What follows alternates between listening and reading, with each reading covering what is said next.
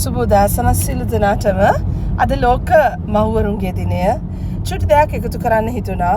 අම්මා කියලා කියන කෙනා පිළිබඳව ඔයාට විවිධ අත්දැකීම් ඇති. සමහර අය අසීමාන්තිකව තමන්ගේ අම්මට සලකනකොට සමහර අයට ඒ හැඟීම නැති වෙන්න ඇති. ඒ ඔයා බිහි වුණාට පස්සේ ඔයාට තියෙන අත්දැකීම් අනුව. හැබැයි ඔයා මෙන්න මේ ටික හොඳට මතක තියාගන්න, මේ ටික හොඳට තේරුම් ගන්න.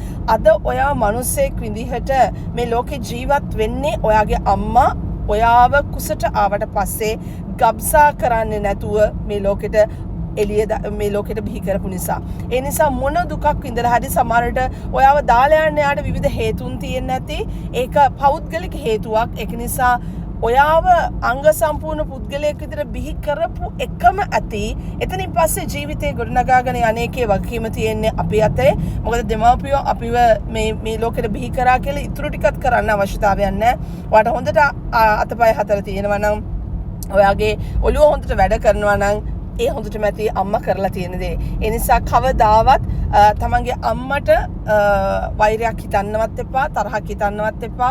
මොන දේවල් සිද්ධ වුණත් හැමදාම ඒ අම්මට පින් දෙන්න. අද ඔයා මිනිස්සෙක් විදිහට ජීවත් වෙන්නේ ඒ අම්මා ඔයාව නිවැරදිව බිහි කරපු නිසා.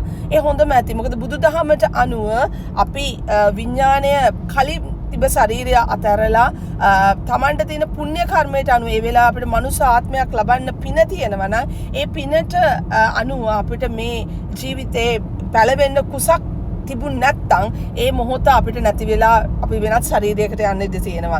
ඉතින් ඒ වෙලාවේ ඔයාගේ අම්මා ඔයාගේ විඥානයේ පළවෙන්නේ යාගේ කුස දීලා ඔයාව නැති කරන්නේ නැතුව මේ ලෝකෙට බිහි කරපු එකම හොඳයි. අනේ හේතුව නිසා තමයි අම්මා හැමදාම උත්තරීතර වෙන්නේ. ඉතින් ආදරය කරන්න ඔයාගේ අම්මා තාත්තට, සලකන්න ඔයාගේ අම්මා තාත්තට, ඔයාගේ අම්මා තාත්තා ඔයාගාව ඉන්නවා නම්